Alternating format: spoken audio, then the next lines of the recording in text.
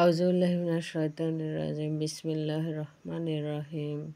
আসসালামু আলাইকুম। সূরা বাকারা।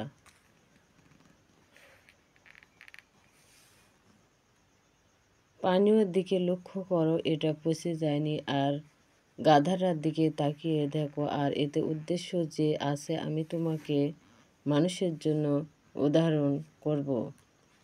আবার তুমি হাড়গুলোর দিকে লক্ষ্য করো, আমি কিভাবে এগুলোকে জোড়া লাগিয়ে দিই, তারপর গোস্ত দ্বারা ঢেকে দিই। এরপর যখন তার কাছে স্পষ্ট হয়ে গেল, তখন সে বলল, এখন আমি পূর্ণ বিশ্বাস করেছি যে আল্লাহই সর্ববিষয়ে সর্বশক্তিমান। যখন ইব্রাহিম বলেছিল, হে আমার প্রতিপালক, তুমি মৃত্যুকে কিভাবে জীবিত করবে, আমাকে দেখাও। আল্লাহ বললেন, তুমি কি বিশ্বাস করো না? সে আরজ করল, নিশ্চয়, তবে যাতে আমার অন্তঃকরণ স্বস্তি লাভ করে এজন্য তা দেখতে চায়। আল্লাহ বললেন, তাহলে 4টি পাখিও নাও এবং তাদেরকে বংশীভূত করো, তারপর ওদের এক এক টুকরা প্রত্যেক হাড়ের উপর রেখে দাও, অতঃপর সেগুলোকে ডাক দাও, তোমার নিকট দৌড়ে আসবে। জেনে রেখো যে নিশ্চয় আল্লাহ মহাপরাক্রমশালী ও প্রজ্ঞাময়। যারা আল্লাহর পথে নিজেদের মাল ব্যয় করে তাদের দানের তুলনা সেই বীজের মতো, যা থেকে 7টি বীজ জন্মেছিল, প্রত্যেক শীষে 100 করে দানা, এবং আল্লাহ যাকে ইচ্ছে করেন বর্ধিত হারে দিয়ে থাকেন। বস্তুত আল্লাহ প্রাচুর্যের অধিকারী, জ্ঞানময়। যারা আল্লাহর পথে নিজেদের ধন ব্যয় করে নিজেদের দানের কথা মনে করিয়ে দেয় না, আর দান গ্রহীতাকে কষ্ট দেয় না, তাদের প্রতিদান তাদের প্রতিপালকের নিকট নির্ধারিত আছে। তাদের কোনো ভয় নেই, মর্মপীড়াও নেই। যে দানের পর কষ্ট দেওয়া হয় তার চেয়ে ভালো কথা ও ক্ষমা উত্তম। বস্তুত আল্লাহ অভাবমুক্ত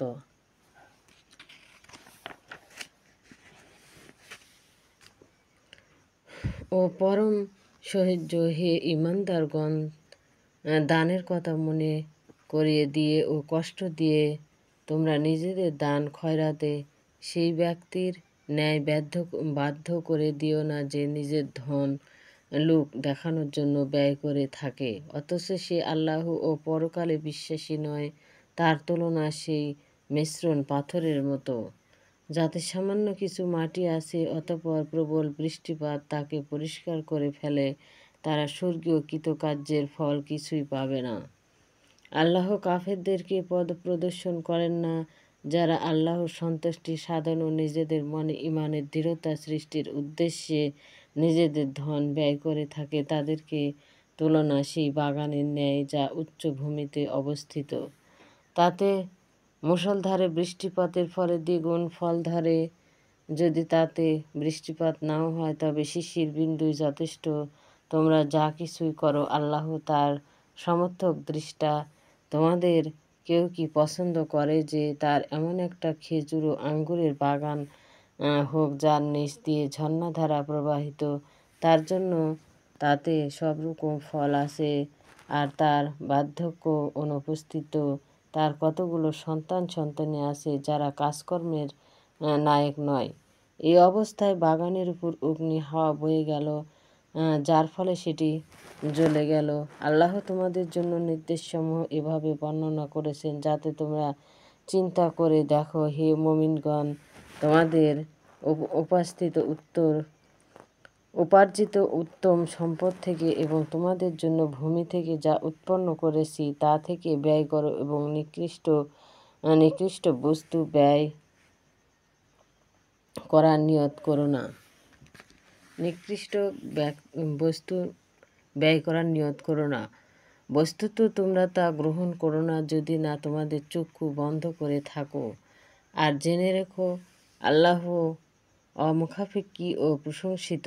শয়তান তোমাদেরকে গরিব হয়ে যাওয়ার ভয় দেখায় এবং লজ্জাকর বিষয়ে নির্দেশ দেয়, এবং আল্লাহ নিজ পক্ষ হতে তোমাদের সাথে ক্ষমা ও অনুগ্রহের ওয়াদা করেছেন, এবং আল্লাহ প্রাচুর্যের অধিকারী, মহাজ্ঞানী। যাকে ইচ্ছে তিনি হিকমত দান করেন, এবং যে ব্যক্তি এই জ্ঞানপ্রাপ্ত হয় নিঃসন্দেহে সে মহা সম্পদ প্রাপ্ত হয় এবং উপদেশ তারাই গ্রহণ করে যারা জ্ঞানী।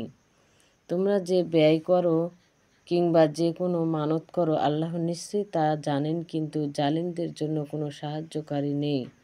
যদি তোমরা প্রকাশ্য দান করো তবে দাও উত্তম, আর যদি তোমরা তা গোপন করো তা অভাবগ্রস্তদের দান করো